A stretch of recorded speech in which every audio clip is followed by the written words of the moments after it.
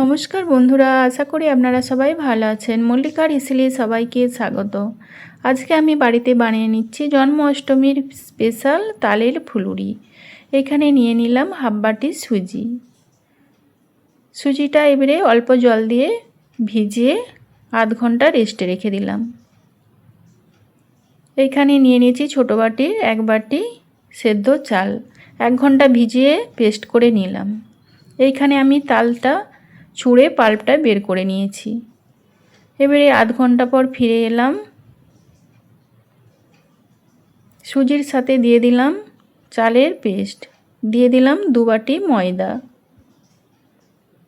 দিয়ে দিলাম হাফ চামচ লবণ, দিয়ে দিলাম তালের পাল্প,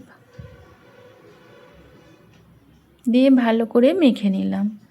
এবারে দিয়ে দিলাম একটু ছোটো এলাচের গুঁড়ো, দিয়ে দিলাম নারকেল কোড়া, দিয়ে দিলাম চিনি। এইখানে আপনাদের মিষ্টিটা বুঝে দিবেন।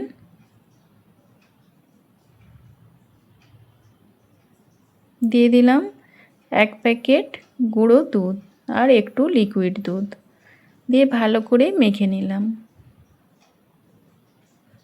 আধ ঘন্টা পর ফিরে এলাম। এই দিকে গ্যাসের মধ্যে কড়াই বসিয়ে দিলাম। তেলটা গরম হয়ে দিয়ে দিলাম সাদা তেল। তেলটা গরম হয়ে আসলে তাতে দিয়ে দিলাম ফুলুরি। দেখতেই পাচ্ছেন কিভাবে ফুলুরিগুলো ভেজে নিচ্ছি। এইভাবে ফুলুরিগুলো ভেজে নিতে হবে। কি সুন্দর গোল গোল হচ্ছে দেখতেই পাচ্ছেন। এইভাবে লাল লাল করে ভেজে নিতে হবে। এইখানে আমার সব ফুলুরিগুলো ভাজা হয়ে গেছে। আশা করি আপনাদের এই ভিডিওটি ভালো লেগেছে। ভালো লেগে থাকলে একটি like, comment, share and subscribe করে দেবেন।